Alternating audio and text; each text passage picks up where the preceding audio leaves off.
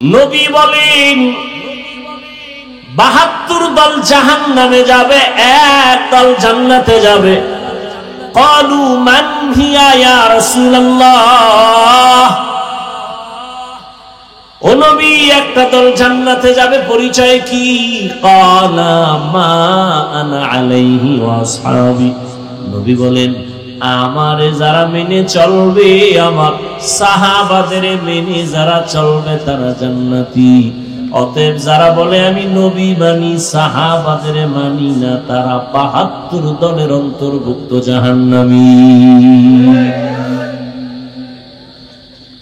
ক্ষুধার মাধ্যমে পরীক্ষা হবে রোজা। রোজা মানে আখিরাতের সওয়াব শুধু এতটুকু না, আল্লাহর কসম শরীরটা সুস্থ রাখার যতটা উপকরণ আছে এর মধ্যে একটা শ্রেষ্ঠ উপকরণ হলো রোজা। শরীরকে সুস্থ রাখার জন্য সহায়ক। গুগলে গিয়ে সার্চ দিও রোজা রাখলে শরীরের উপকার কি, কিয়ামতের সওয়াব আছে আলাদা আলাদা, শরীরের উপকার কি। ওখানে আমাকে হুজুর টুজুর নাই, সব তোমাকে টাইওয়ালা বন্ধুরা বসা, দেখবা কি সুন্দর সুন্দর থিওরি দিয়ে রাখছে রোজার দ্বারা শরীরের কি কি ঔষধ পাওয়া যায়। শরীরের ভেতরে অনেক জীবাণু থাকে, রোজা রাখলে ওই জীবাণু নষ্ট করে ফেলে। এজন্য নবী শুধু রমজানে রোজা না, আরাফার রোজা, আশুরার রোজা, এমনকি সপ্তাহে 2 দিন সোমবার আর বৃহস্পতিবারও নবী রোজার আমল করতেন। শরীর ব্যালেন্স থাকে, ঠিক থাকে, সুস্থ থাকে। 3 নাম্বার পরীক্ষা হবে মালের ঘাটতি। ইমাম শাফিঈ রাহমাতুল্লাহ আলাইহি বলেন মালের ঘাটতির দ্বারা উদ্দেশ্য এখানে যাকাত। কিয়ামতের আগে ধনীরা যাকাত দেওয়াটারে জরিমানা মনে করে, এখন তো তাই করতেছে। আমাদের সমাজের রাস্তাঘাটে বিভিন্ন জায়গায় দেখবেন দারিদ্র বিমোচন করো স্লোগান দেয়। আমি আল্লাহর কসম করে বলি এই জমিনে সঠিকভাবে যারা ধনীরা যাকাত দিবে না ততদিন পর্যন্ত দারিদ্র বিমোচন হবে না। তাহলে যাকাত, মাল আল্লাহর রাস্তায় ব্যয় করো, আল্লাহ মাল দিবে, কমায় দিবে। এটা আল্লাহর পরীক্ষা, ধৈর্য ধারণ করো, শুকর আদায় করো। বেশি মাল হইলে মনে হয় আমি আল্লাহ থেকে দূরে সরে যাইতাম। অতএব আল্লাহ আমার যেটা খায়ের চাইছেন, ভালো চাইছেন, এটাই করছেন। মাল আসবে চলে যাবে, ঘাটতি হবে, এটা ইমানের পরীক্ষা। পাশ করার জন্য লাগবে ধৈর্য। 4 নাম্বার হলো জীবনের ঘাটতি, জানের ঘাটতি। ইমাম শাফিঈ রাহমাতুল্লাহ আলাইহি এখানে জানের ঘাটতি দ্বারা বুঝাইছেন অসুস্থতা। মাঝে মাঝে আল্লাহ অসুস্থ বানায় দিবেন, ধৈর্য ধারণ করো। আল্লাহ আমাকে আপনাদের সবাইকে ধৈর্য ধারণকারীদের অন্তর্ভুক্ত করে দেন, বলেন আমিন। অসুস্থতা মাঝে মাঝে হবে, ধৈর্য ধারণ করো, তাড়াহুড়া নাই, পাগলামি নাই, আল্লাহর সাহায্য কামনা করো। মুসিবত জানের দ্বারা জান আল্লাহর রাস্তায় চলে যাবে, অনেক সময় আল্লাহ নিয়েও যাবেন। আবার 5 নাম্বার দ্বারা এখানে মাকসাদ হলো, উদ্দেশ্য হলো সন্তান। কোরআন শরীফে মা যারা আছে, সন্তানের মা, এদেরকে বলা হয়েছে ফসল উৎপাদনের জমিন, ক্ষেত। আর এই ক্ষেতের ফসল হলো সন্তান। আল্লাহ সন্তান দিয়ে নিয়ে যাবেন। এটাও মুমিনের জন্য পরীক্ষা। ধৈর্য ধারণ করো, সবরের সাথে আল্লাহর সাহায্য চাও। মুসিবতের বেলায় ধৈর্য, গুনাহের বেলায় ধৈর্য, ইবাদতের বেলায় ধৈর্য। আল্লাহর কাছে তওবা করো, ক্ষমা চাও। ও দয়ার মালিক, তোমার মোহাব্বত আমার দুর্বলতার কারণে আজ আমি পিছনে পড়ে গেলাম। ধৈর্য হয় না যে একটু নামাজে দাঁড়াবো, ধৈর্যের অভাবেই পারি না রোজা রাখবো, ধৈর্যের অভাবেই পারি না একটু কান্না করব, ওলামায়ে কেরামের কাছে যাব। ধৈর্য আল্লাহর কাছে চাও। আল্লাহ বলেন আমার কাছে চাইলে ফেরত নাই। সবাই মনে মনে আল্লাহকে বলো, হে আল্লাহ ধৈর্য ধারণকারী হিসাবে তোমার পরীক্ষায় পাশ করতে চাই। জীবনে কত নামাজ ছাড়লাম, তোমার ভয় না নিয়ে দুনিয়ার ভয়ে কত অন্যায় করলাম, মা বাবার ভয়ে কত অন্যায়, স্ত্রীর কথার ভয়ে কত অন্যায়, দুশ্মনের ভয়ে কত কথার কারণে আমি কত অন্যায় করেছি। নামাজ পড়ি নাই, রোজা রাখি নাই, যাকাত দেই না, হালাল খাই নাই। আজকে থেকে তোমার ভয় নিয়েই রেডি হয়ে গেলাম, মরতে রাজি, তারপরও তোমার বিরুদ্ধে যাব না। ফেরাউনের ঘরে আসিয়া যদি আল্লাহর দ্বীনের উপরে মজবুত হইয়া চলতে পারে, ও পর্দার আড়ালের আম্মা জানেরা, আপনারা কেন পারবেন না? সাহাবায়ে কেরাম যদি জীবন বিসর্জন দিয়া দ্বীনের উপরে মজবুত হয়ে চলতে পারে, ও মুসলমান ও যুবক ও বৃদ্ধ বাবাজি, আপনারা কেন পারবেন না? হযরতে আলী মাত্র 7 বছরে নবীর হাতে গিয়া কালেমা বললেন। ও আল্লাহর বান্দা, ওমরের মতো বান্দা নবীরে জবাই করতে গিয়া 27 বছরে ওমর কালেমা পড়ে তরবারি নিয়ে দাঁড়ায় গেল নবীর পক্ষে বেঈমানের বিরুদ্ধে। ও যুবক, তুমি কেন পারবা না?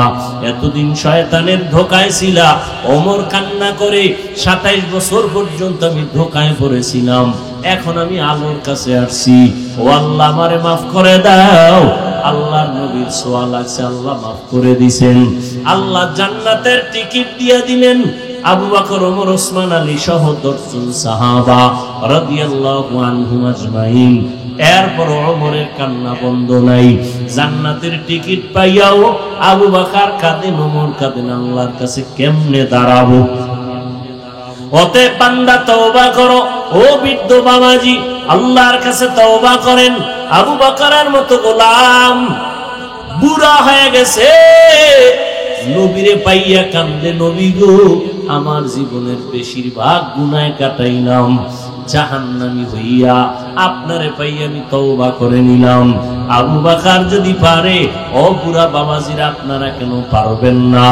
হ্যাঁ, ওরে এতক্ষণ সাহাবাদের কথা বললাম, এখন আপনার সামনে পেছনে ডানে বামে আপনি হাঁটার পথে দেখেন, চলার পথে দেখেন, বাজারে স্কুলে ঘাটে দেখেন, আপনার মতো মুরব্বী 5 বেলার নামাজ পড়ে, ব্যবসা করে, চাকরি করে নাই?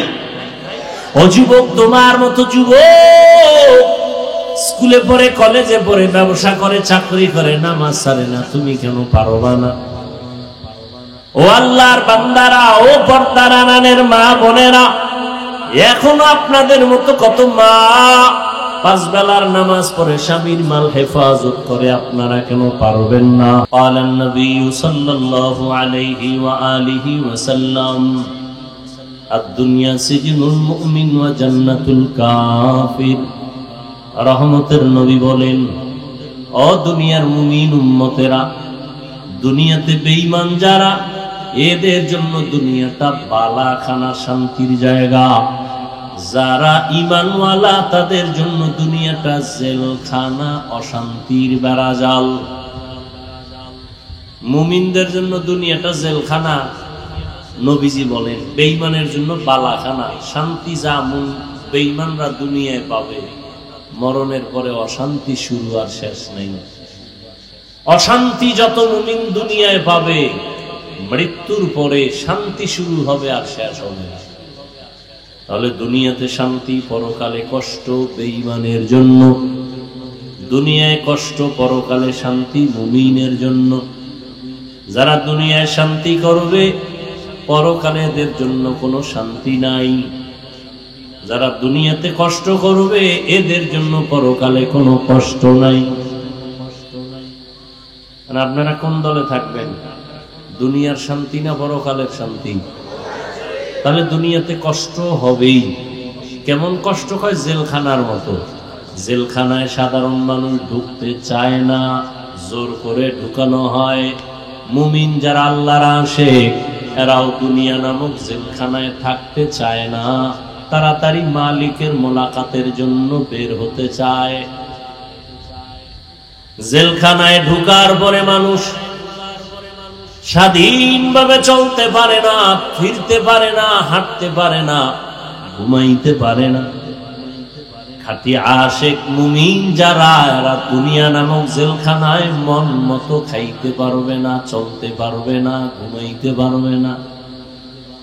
জেলখানার আসামির যেমন চলাফেরার একটা নির্ধারিত সীমানা আছে, যারা আল্লাহর আশিক মুমিন এদেরকেও দুনিয়াতে চলাফেরার একটা সীমানা দেওয়া আছে।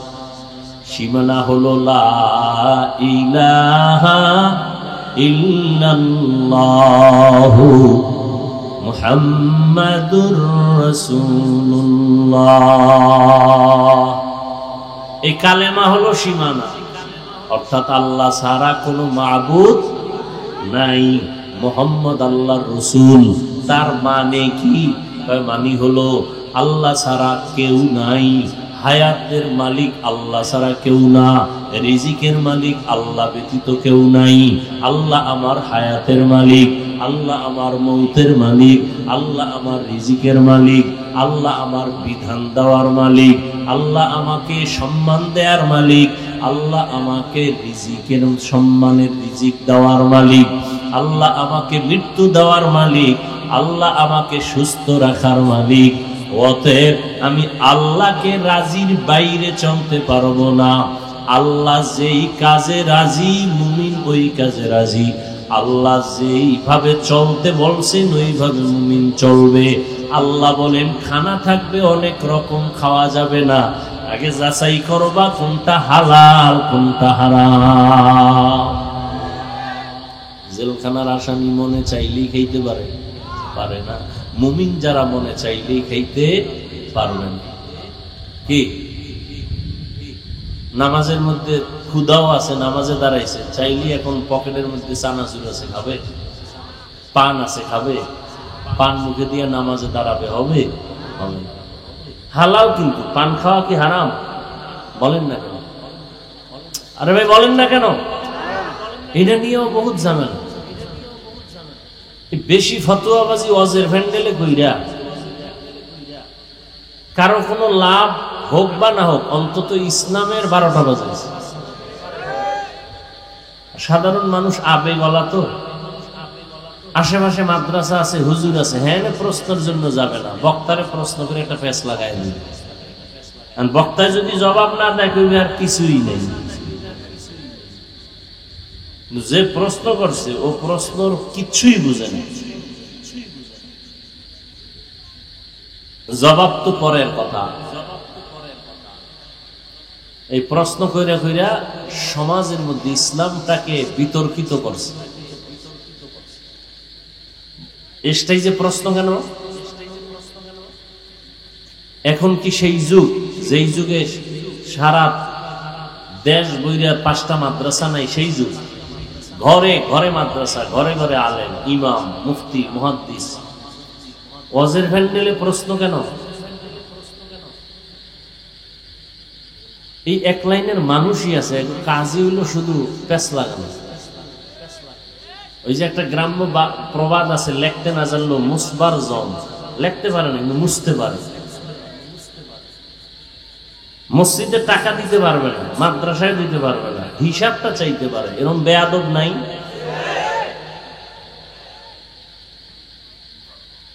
আল্লাহ হেদায়েত দান করুন।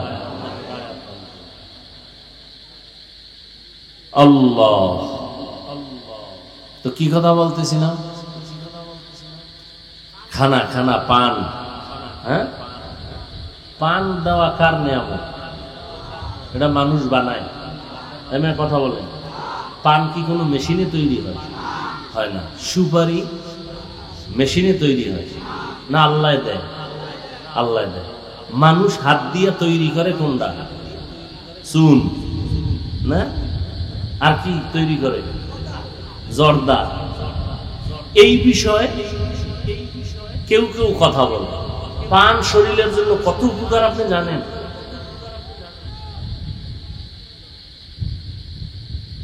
পান খাইয়া মাথা নষ্ট হয়েছে এরকম কোন প্রমাণ কারো কাছে আছে কিনা? আমার কাছে থাকলে দিন, যে একজনে পান খাইতে গিয়ে এর কথার ব্যালেন্স হারায় গেছে। আছে কোনো প্রমাণ? কেন খারাপ বলবেন? বিড়ি টানলে দুর্গন্ধ আসে না সুগন্ধ? একজনে পান খাইলে কি কোনো দুর্গন্ধ আছে? এখন সুন্দর ঘ্রাণওয়ালা জর্দা আছে, যাতে মাথা নষ্ট হবে না, কোনো কি নেশার কোনো ভাবই আসবে না। আপনি কেন এটাকে নিষেধ করবেন? হ্যাঁ, প্রত্যেকটা জিনিস সীমানার মধ্যে থাকবে, সীমা অতিরিক্ত কিছুই না করা, সেটা ভিন্ন কথা।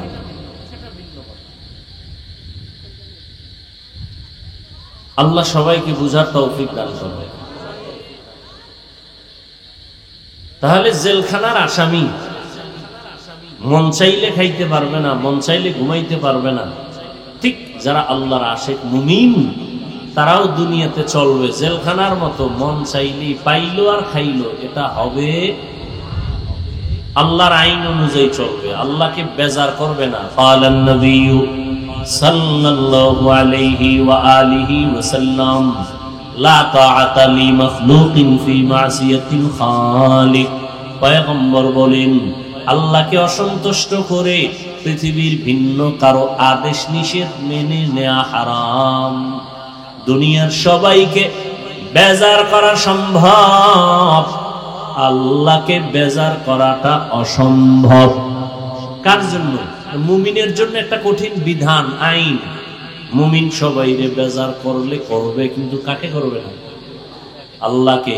দাড়ি কাটলে আল্লাহ বেজার, ম্যাডাম খুশি, ঠিক না?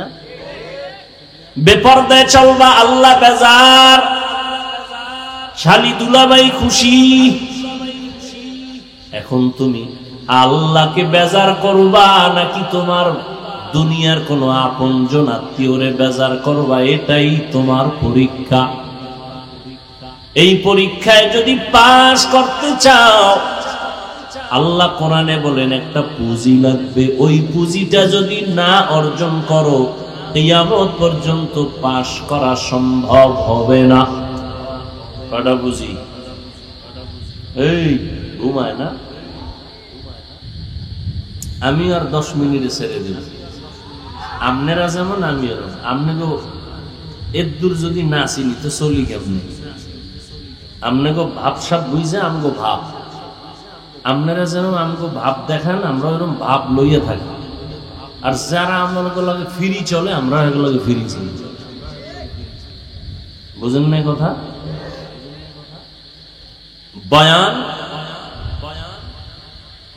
কিয়ামত পর্যন্ত কথাটা নিজে তো মনে রাখবেনই, পারলে ঘরের দরজায় ভালো করে লিখে যাবেন, যে লেখাটা নষ্ট না হয়। এখন যে একটা পয়েন্ট বলবো, আধা মিনিট। বক্তার বক্তব্য, আলোচকের আলোচনা, ওয়াইজিনের ওয়াজ, এটা তার ক্রেডিট, তার কোনো এলেম বা আমলের বাহাদুরিতে হয় না। এটা হয় সামিঈন বা শ্রোতাদের অন্তরের মোহাব্বত আর আকর্ষণের উপর। বুঝেন নাই? তা আপনাকে দিলের আকর্ষণ মোহাব্বত যেমন, বয়ানটা তেমনই হবে। এখানে আমার আব্বারও কোনো বাহাদুরি নেই, আমি হাফিজুর রহমানেরও কোনো বাহাদুরি। যদি মনে করি সব আমার বাহাদুরি, তো আমি শেষ। আল্লাহর আদালত থেকে আমি, বরকত থেকে শেষ। অতএব বয়ান কি হবে না হবে আপনাদের অন্তরের চাহিদার উপরেই নির্ভর। আর এটা মুখস্থ করা বয়ান না তো। আর দেখে আসি নাই যে এই লাইনের পরে এই লাইন, এই পয়েন্টের পরে এই পয়েন্ট বলবে। আপনাদের আকর্ষণে যে কথা আল্লাহ বের করবেন তাই বের হবে। কোন কথার পরে কোন কথা বের হবে এটা কি আমি জানি? সম্ভব? কখনোই সম্ভব না। তাহলে তো আমাদের কথায় কোনো ভুলই হইতো না।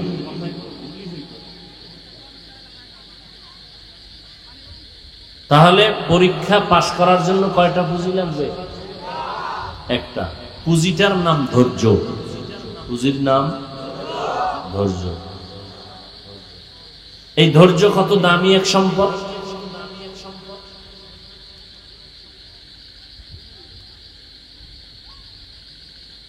আল্লাহ পাক রব্বুল আলামিন বারবার ধৈর্যের বয়ান করছেন, ধৈর্য ধরো। ইয়া আইয়ুহাল্লাযীনা আমানুসবিরু ওয়া সাবিরু ওয়া রাবিতু ওয়াত্তাকুল্লাহ। ধৈর্য ধারণ করো, বড় দামি এক সম্পদ। কত দামি! আল্লাহ কোরআনে বলেন, যারা ধৈর্য ধারণ করবে আমি আল্লাহ বিশাল বড় 2টা পুরস্কার তারে দান করবো, একটা দুনিয়ায় আর একটা পরকালে। এটা হলো বড় বড়, আর ছোটখাটো আছে। এক নাম্বার বড় পুরস্কার, দুনিয়াতে যারা ধৈর্য ধারণকারী হবেন আল্লাহ তাদের বন্ধু হয়ে থাকবেন। আরো আস্তে করে বলেন, আল্লাহ কি আসতে বললে শুনেন না? না সন্দেহ আছে? একটু কম শুনেন। হ্যাঁ, তাহলে জোরে বলেন কেন? আস্তে কথা বলেন। আর এই যুক্তিটা ফজরের নামাজের শেষ 2 রাকাতে লাগাই দিবেন।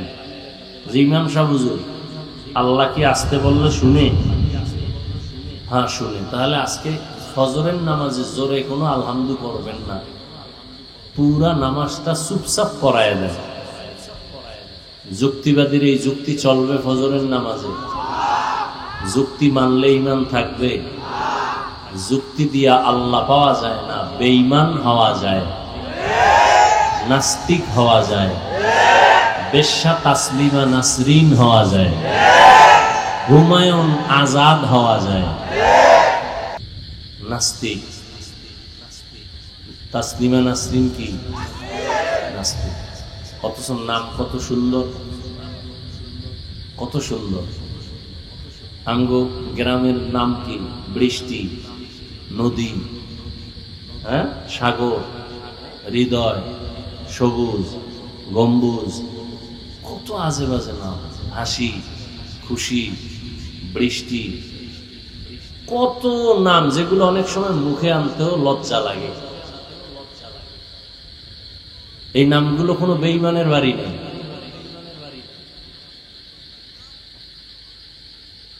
মুসলমানের জন্য কোরআন হাদিসে কি নামের টান পড়ছে? কত বড় বেহায়া হইলে বেঈমানের শিখানো নামগুলো নিজেদের মধ্যে নিয়ে আসছে। অথচ সহিহ হাদিসে নবী বলেন কিয়ামতের দিন যার নামটা সুন্দর হবে আল্লাহ নামের বরকতে তাকে জান্নাত দিয়ে দিবেন।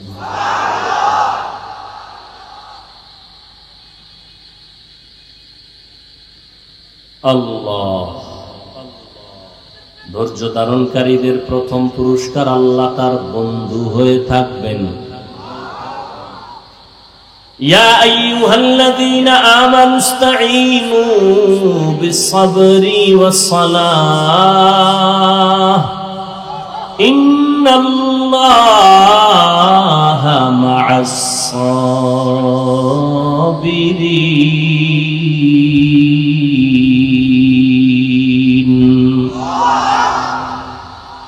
ও মুমিনেরা, কোন বেঈমানকে আল্লাহ বলেন নাই তোমরা সাহায্য প্রার্থনা করো সবর ও সালাতের মাধ্যমে, নিশ্চয়ই আল্লাহ সাবিরিনদের সাথেই থাকবেন। দুনিয়ার পুরস্কার। আখিরাতের পুরস্কার কি? আল্লাহ তাআলা ধৈর্য ধারণকারীদের বিনা হিসাবে জান্নাত দিয়ে দিবেন। ইন্নামা ইউওয়াফাস সাবিরুনা আজরাহুম বিগাইরি হিসাব।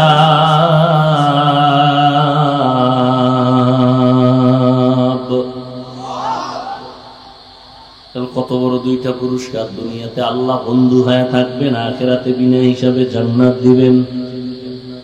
কারা? এই গুণ, এই পুরস্কার কাদের জন্য? যারা সবর এখতিয়ার করবে, ধৈর্য ধারণ করবে। ধৈর্য আবার 3 প্রকার।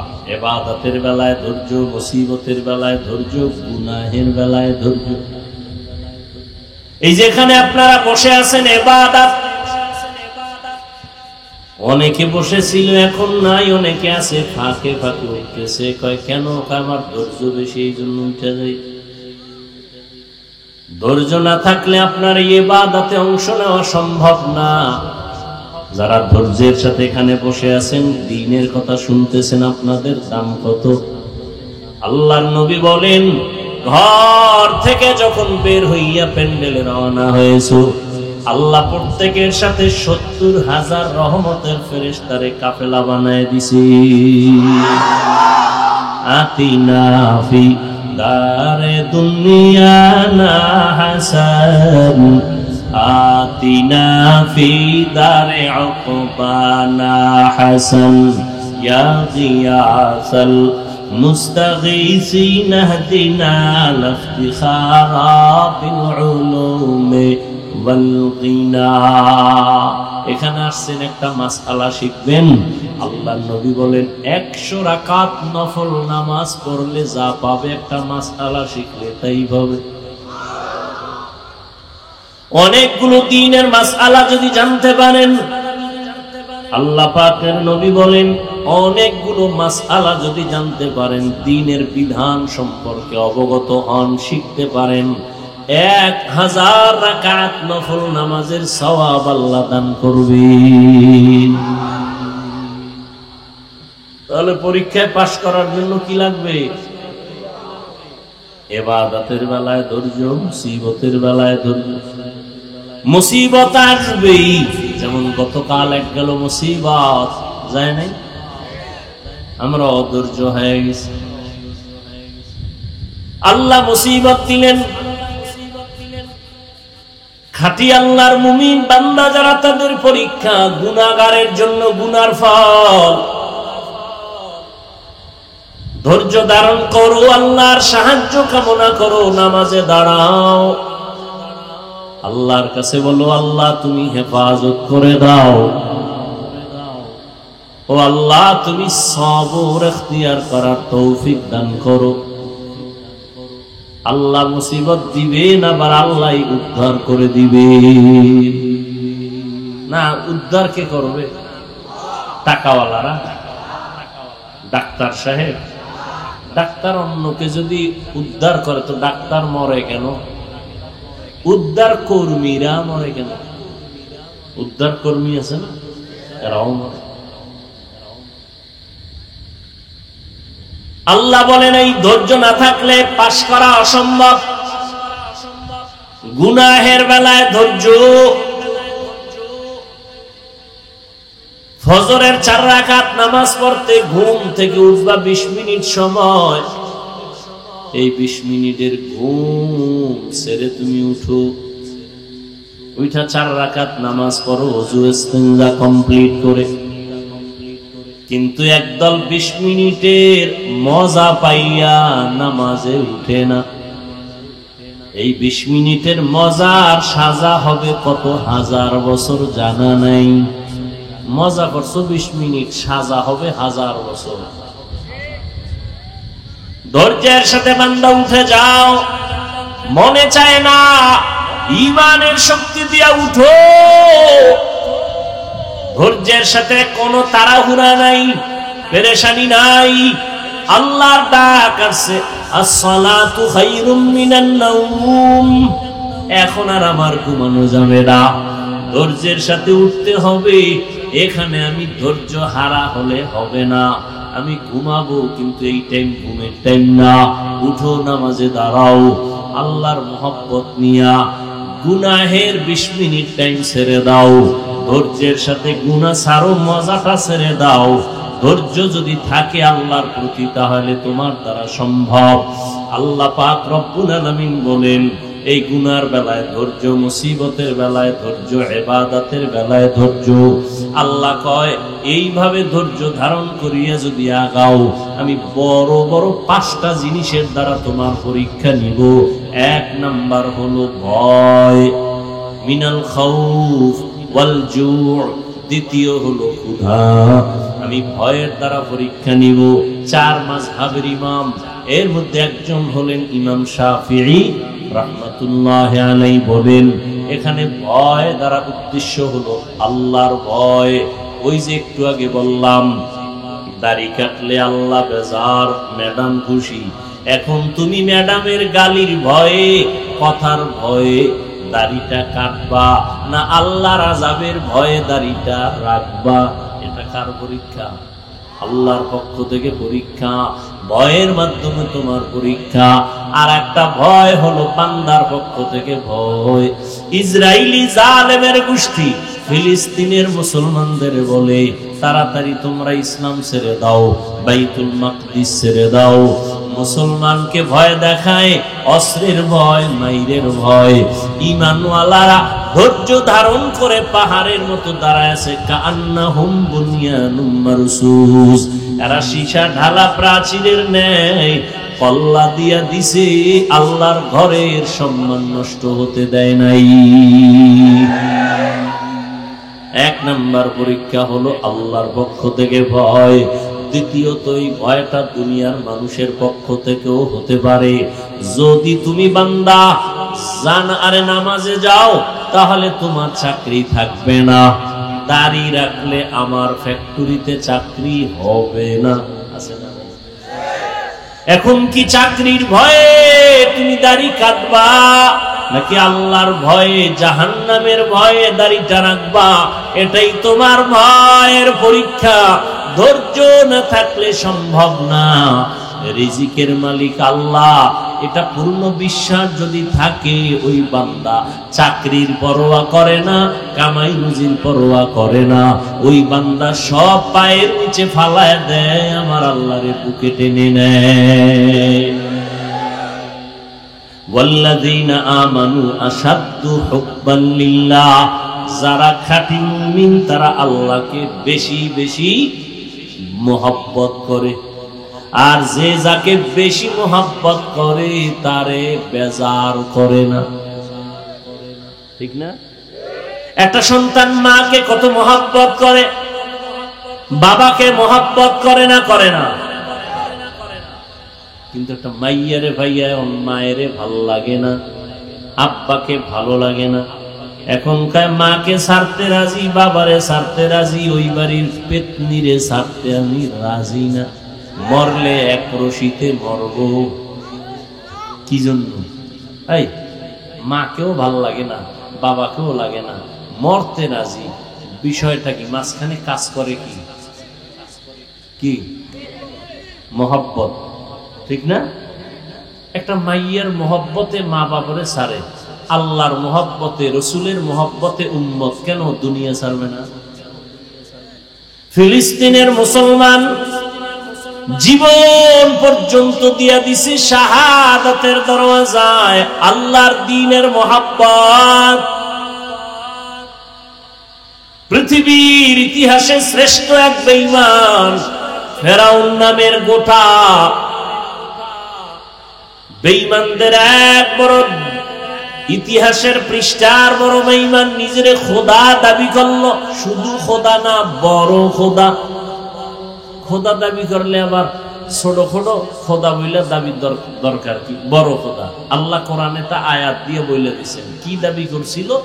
ফেরাউন বলছিল আনা রব্বুকুমুল, আমি শুধু খোদা না, সব থেকে বড় খোদা।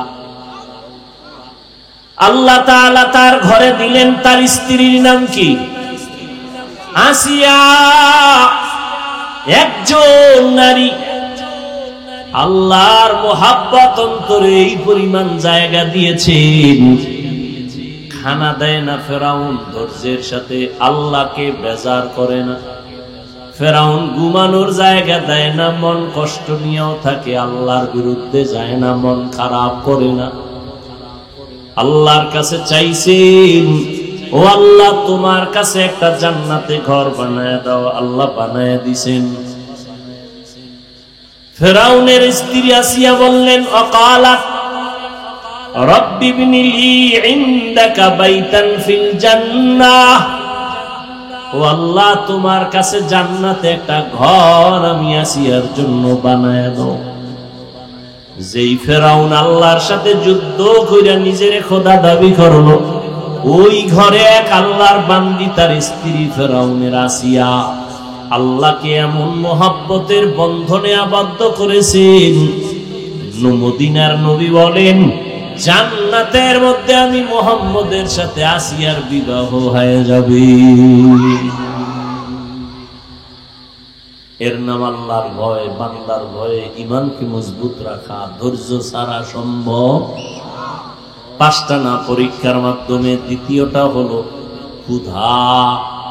বলে ক্ষুধা মানে ইমাম শাফিঈ রাহমাতুল্লাহ আলাইহি বলেন এখানে ক্ষুধা মানে রোজা। রমজান চলে গেল, কত কুলাঙ্গার, ঘরের কুলাঙ্গারেরা বলছে আমার ঘরে কি ভাতের টান আছে, রোজা রাখবো কেন? মনে হয় আমরা ভাতের অভাবে রোজা রাখি কি? আরে রোজা তো হিন্দুরাও রাখে, খ্রিস্টানেরাও রাখে, ইহুদিরাও রাখে, বৌদ্ধরাও রাখে। সব ধর্মে রোজা আছে, তবে নাম আলাদা, সিস্টেম আলাদা। সব ধর্মের মধ্যে না খাওয়ার সাধনা নামে রোজা রাখে, আর আমরা মুসলমানেরা না খাওয়ার সাধনার নামে রোজা রাখি না। আমরা না খাওয়ার সাধনা করিয়া এর মধ্যে আমার আল্লাহ পাওয়ার সাধনা করি। এজন্যই তো আল্লাহ বলছেন রোজা দিলাম কেন? মুত্তাকি হওয়ার জন্য। ইয়া আইয়ুহাল্লাযীনা আমানু কুতিবা আলাইকুমুস সিয়াম কামা কুতিবা আলাল্লাযীনা মিন ক্বাবলিকুম লাআল্লাকুম তাত্তাকুন। ক্ষুধার মাধ্যমে আল্লাহ পরীক্ষা করবেন। রোজা রয় নাই মুসলমান। একদল রোজা রাখছিল ঠিক, তারাবির নামাজ পড়ে নাই। কি বলে নাই? তারা সবগুলো নবীর দুশমন। আল্লাহটা ঠিক রাখছে, নবীরটা ঠিক রাখে নাই। রোজা হলো আল্লাহর, তারাবি রসুলের। যারা তারাবি ভরে না এরা রসুলেরটা ঠিক রাখে নাই, অথচ চাপাবাজি করে আশেকে রসুল। আবার একদল তারাবি পড়ছে, পুরাটা পড়ে নাই। আছে না নাই? বিষয় কি? আপনি পড়লে 20 রাকাতই পড়তেন, কম কেন? করোনা এখন আছে নাকি?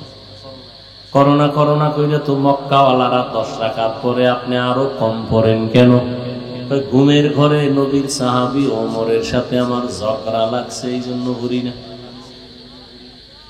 কারণ আমি ওমরের মানি না, মুহাম্মদের মানি।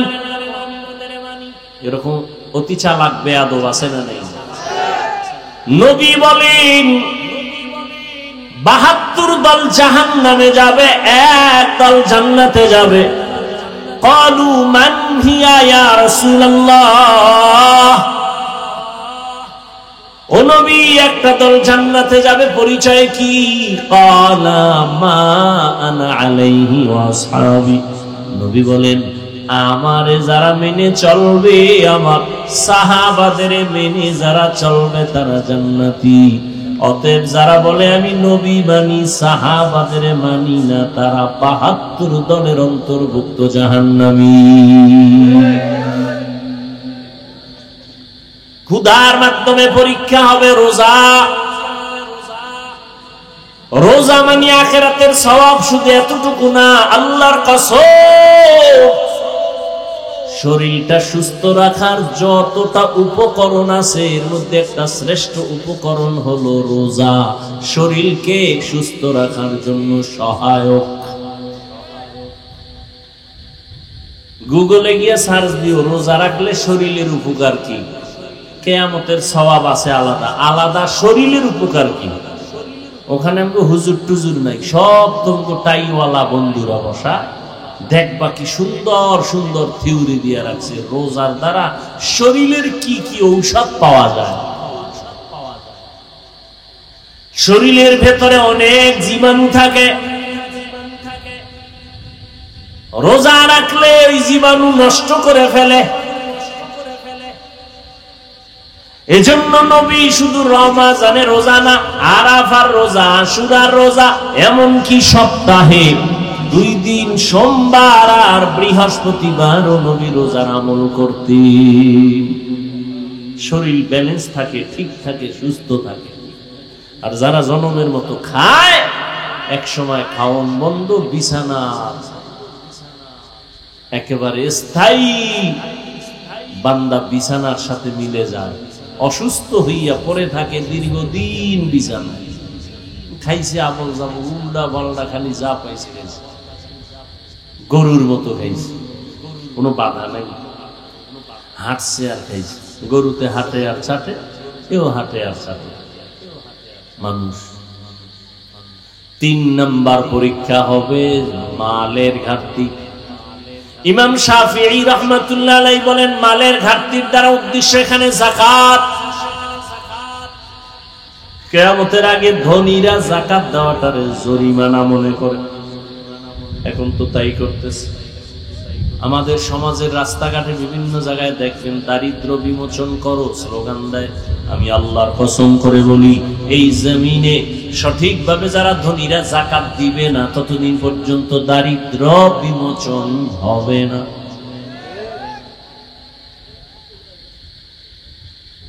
যাকাত দেয় নাম কে অস্তে দেখায় আমি দিছি, পৃথিবীর কোম্পানি এর থেকে আর থার্ড ক্লাসের কাপড় আর বানায় না। এটাই থার্ড ক্লাসের, on time on test, second টেস্টে আরে কাপড় টিকে না। কি আল্লাহ হেদায়েত দান করুন। তাহলে যাকাত, মাল আল্লাহর রাস্তায় ব্যয় করো, আল্লাহ মাল দিবে, কমায় দিবে। এটা আল্লাহর পরীক্ষা। ধৈর্য ধারণ করো, শুকর আদায় করো। বেশি মাল হইলে মনে হয় আমি আল্লাহ থেকে দূরে সরে যেতাম, অতএব আল্লাহ আমার যেটা খায়ের চাইছেন, ভালো চাইছেন, এটাই করছেন। মাল আসবে চলে যাবে, ঘাটতি হবে, এটা ইমানের পরীক্ষা। পাশ করার জন্য লাগবে ধৈর্য। 4 নাম্বার হলো জীবনের ঘাটতি, জানের ঘাটতি। ইমাম শাফিঈ রাহমাতুল্লাহ আলাইহি এখানে জানের ঘাটতি দ্বারা বুঝাইছেন অসুস্থতা। মাঝে মাঝে আল্লাহ অসুস্থ বানায় দিবেন, ধৈর্য ধারণ করো। আল্লাহ আমাকে আপনাদের সবাইকে ধৈর্য ধারণকারীদের অন্তর্ভুক্ত করে দেন, বলেন আমিন। অসুস্থতা মাঝে মাঝে হবে, ধৈর্য ধারণ করো। তাড়াহুড়া নাই, পাগলামি নাই, আল্লাহর সাহায্য কামনা করো। মুসিবত জানের দ্বারা জান আল্লাহর রাস্তায় চলে যাবে, অনেক সময় আল্লাহ নিয়েও যাবেন। আবার 5 নাম্বার দ্বারা এখানে মাকসাদ হলো, উদ্দেশ্য হলো সন্তান। কোরআন শরীফে মা যারা আছে, সন্তানের মা, এদেরকে বলা হয়েছে ফসল উৎপাদনের জমিন, ক্ষেত। আর এই ক্ষেতের ফসল হলো সন্তান। আল্লাহ সন্তান দিয়ে নিয়ে যাবেন। এটাও মুমিনের জন্য পরীক্ষা। ধৈর্য ধারণ করো, সবরের সাথে আল্লাহর সাহায্য চাও। মুসিবতের বেলায় ধৈর্য, গুনাহের বেলায় ধৈর্য, ইবাদতের বেলায় ধৈর্য। আল্লাহর কাছে তওবা করো, ক্ষমা চাও। ও দয়ার মালিক, তোমার মোহাব্বত আমার দুর্বলতার কারণে আজ আমি পিছনে পড়ে গেলাম। ধৈর্য হয় না যে একটু নামাজে দাঁড়াবো, ধৈর্যের অভাবেই পারি না রোজা রাখবো, ধৈর্যের অভাবেই পারি না একটু কান্না করবো, ওলামায়ে কেরামের কাছে যাব। ধৈর্য আল্লাহর কাছে চাও। আল্লাহ বলেন আমার কাছে চাইলে ফেরত নাই। সবাই মনে মনে আল্লাহকে বলো, হে আল্লাহ, ধৈর্য ধারণকারী হিসাবে তোমার পরীক্ষায় পাশ করতে চাই। জীবনে কত নামাজ ছাড়লাম, তোমার ভয় না নিয়ে দুনিয়ার ভয়ে কত অন্যায় করলাম, মা বাবার ভয়ে কত অন্যায়, স্ত্রীর কথার ভয়ে কত অন্যায়, দুশ্মনের ভয়ে কত কথার কারণে আমি কত অন্যায় করেছি। নামাজ পড়ি নাই, রোজা রাখি নাই, যাকাত দেই না, হালাল খাই নাই। আজকে থেকে তোমার ভয় নিয়েই রেডি হয়ে গেলাম, মরতে রাজি, তারপরও তোমার বিরুদ্ধে যাব না। ফেরাউনের ঘরে আসিয়া যদি আল্লাহর দ্বীনের উপরে মজবুত হইয়া চলতে পারে, ও পর্দার আড়ালের আম্মা জানেরা, আপনারা কেন পারবেন না? সাহাবায়ে কেরাম যদি জীবন বিসর্জন দিয়া দ্বীনের উপরে মজবুত হয়ে চলতে পারে, ও মুসলমান ও যুবক ও বৃদ্ধ বাবাজি, আপনারা কেন পারবেন না? হযরতে আলী মাত্র 7 বছরে নবীর হাতে গিয়া কালেমা বললেন।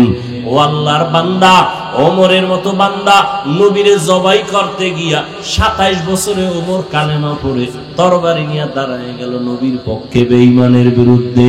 ও যুবক, তুমি কেন পারবা না? এতদিন শয়তানের ধোঁকায় ছিলা। ওমর কান্না করে 27 বছর পর্যন্ত আমি ধোঁকায় পড়েছিলাম, এখন আমি আলোর কাছে আসছি। ও আল্লাহ, আমারে মাফ করে দাও।